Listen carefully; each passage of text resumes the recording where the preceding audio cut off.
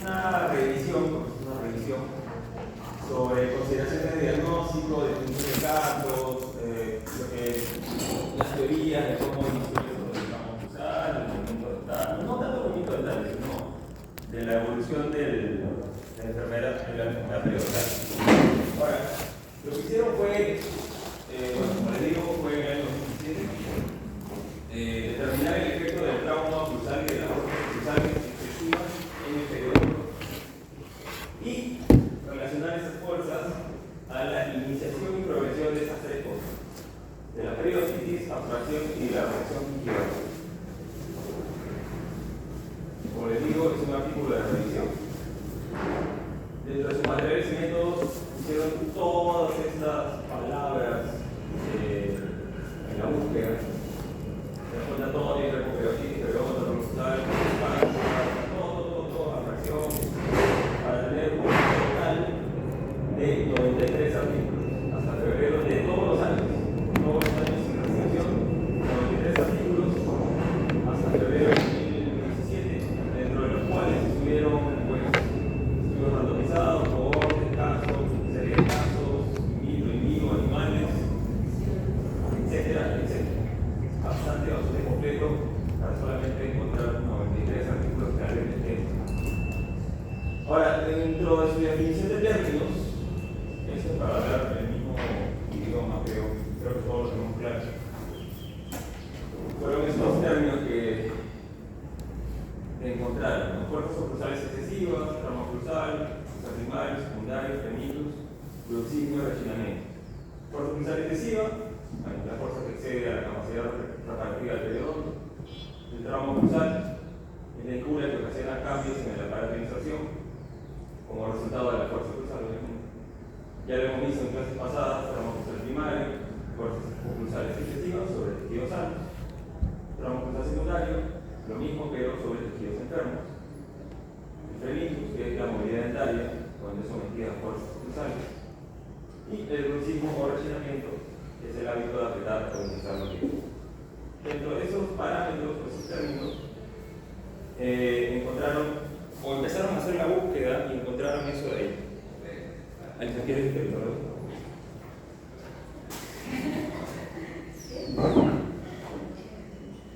A ver, si pueden ir a la diapositiva, lo primero, trataron de ver el efecto del trauma oclusal en la iniciación y progresión de la periodontitis.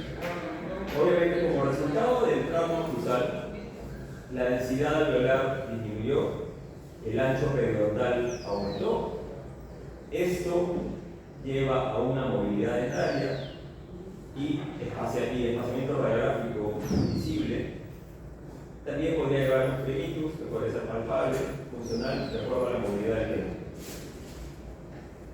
Esto es en cuanto a la progresión de la iniciación y progresión de la periodontitis. En otras palabras, el trauma oclusal no es que cause una reabsorción del hueso, sino que hay una disminución de la densidad alveolar, aumento del espacio periodontal y movilidad dentaria producto de este trauma oclusal.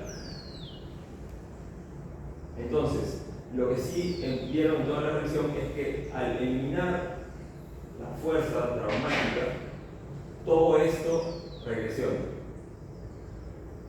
a corto plazo. Y dentro de esas alternativas de tratamiento, de este tratamiento para disminuir la fuerza del trauma oclusal, está el desgaste selectivo, que está indicado en estos casos. ¿Alguien se acuerda cuáles eran los parámetros para hacer un desgaste selectivo?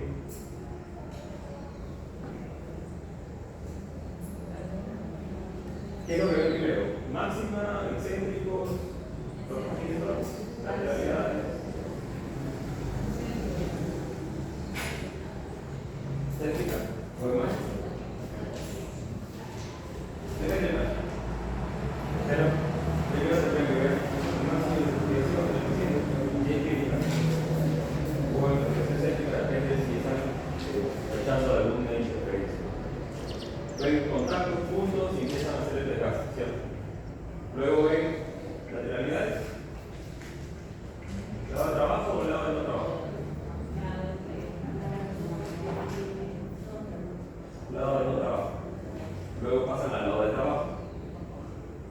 como el lado contrario. Y finalmente, movimientos introducidos. ¿Cierto?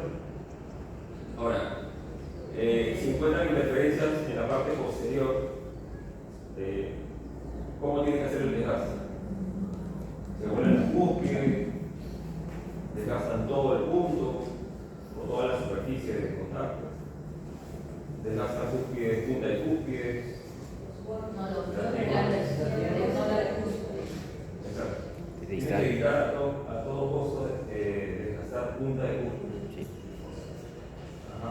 Y tienen que desgastar, como dicen, vertientes iniciales, nasales, anteriores, posteriores, linguales, bucales, etc. ¿Sí? Y lo que tienen que marcar en el papel tiene que ser punto, no puede ser una faceta o una mancha. ¿Sí? Bueno, para recordarlo más. Ahora, dentro de los estudios históricos, ya como lo dijo Vania, de toda la evolución que ha habido a lo largo de los años, llegaron a esta conclusión. Actualmente, se sabe que la inflamación y la pérdida del hueso está asociada a la presencia de placa bacteriana fuera o diferente a las fuerzas oclusales excesivas. Es decir, la pérdida de adherencia, la pérdida del hueso, la pérdida de periodonto, etcétera, etcétera, está asociado más a la presencia de placa bacteriana que a la presencia de unas fuerzas oclusales excesivas. En otras palabras, el trauma oclusal no ocasiona una enfermedad periodontal. Como ya lo explicó Vania, puede ayudar a que aparezca, sí, siempre y cuando el paciente es periodontalmente comprometido, no tenga buena higiene dental, no tenga buen control de placa bacteriana, y a esto le agregas un ítem más que es la fuerza excesiva oclusal, de hecho que la periodontitis o la enfermedad periodontal va a evolucionar más rápido, pero no es causa per se. Dentro de los estudios de animales, lo mismo. No sé, la verdad, no dicen cómo hicieron esto acá en animales, porque fue una revisión y no ahondaron mucho en el tema, pero se lo pongo tal cual está en el artículo. ¿Sí? Cuando la higiene oral fue mantenida y la inflamación controlada, el trauma oclusal resultó en una movilidad dentaria, o sea, tuvo como resultado una movilidad dentaria y pérdida de densidad ósea, pero sin pérdida de tejido conectivo. Ahora, ¿cómo habrán hecho para mantener la higiene oral en animales? No sé.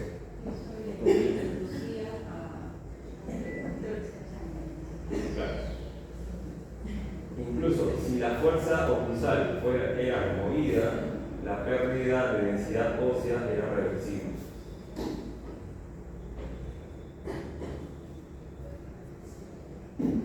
Caso contrario, si había presencia de placa o de periodontitis asociada a placa, y a esto le sumábamos un trauma oclusal, si la pérdida de volumen óseo y el movimiento dentario se veía incrementado.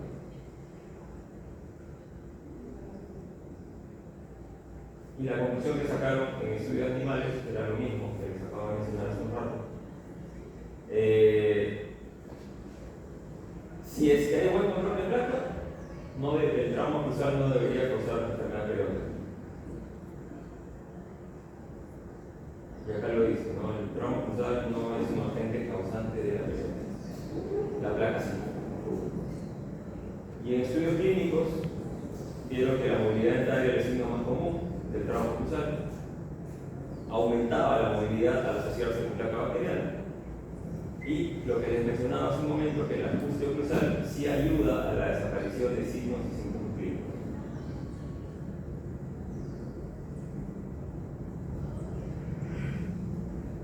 Y el efecto de la fuerza ortodóntica, ya que nos interesa esto, sobre el periodonto, demostraron esto, ¿no? Que con un buen control de placa no tendría por qué haber ningún problema al hacer un tratamiento ortodóntico.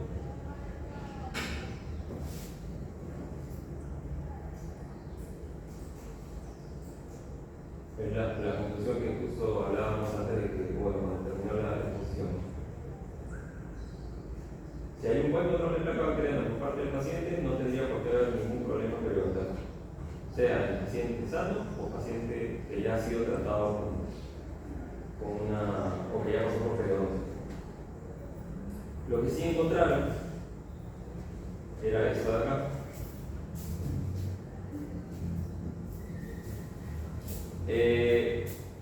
Después de un tratamiento de ortodoncia, observaron esto de acá. En promedio, que había un 0.03 milímetros de recesión gingival, 0.13 de pérdida de hueso y 0.23 de aumento de profundidad estonal. Obviamente, cuando lo comparaban con pacientes que no habían recibido tratamiento. Son datos, las autoridades son datos.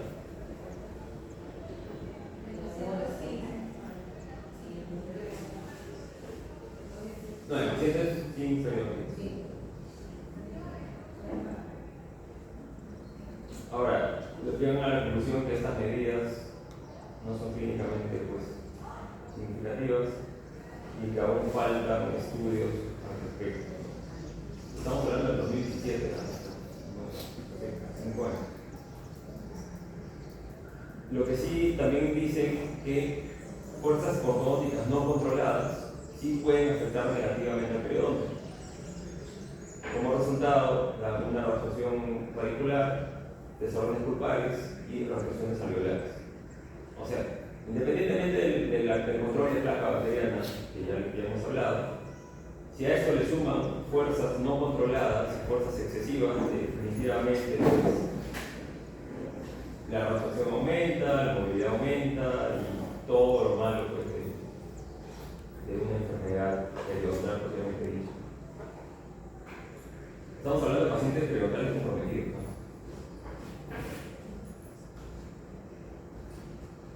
Y en cuanto a la abstracción y recesión gingival, llegan a la conclusión que no hay evidencia significativa o suficiente evidencia científica que pruebe que las fuerzas excesivas causen estas dos afecciones. Hay artículos que decían que sí, hay artículos que te dicen que no, pero llegando a la conclusión final es que no había suficiente evidencia que el trauma cruzal por sí mismo cause estas dos cosas. Y por último, todos los estudios concuerdan con eso de acá. Todo lo que hemos visto es para llegar a esta conclusión.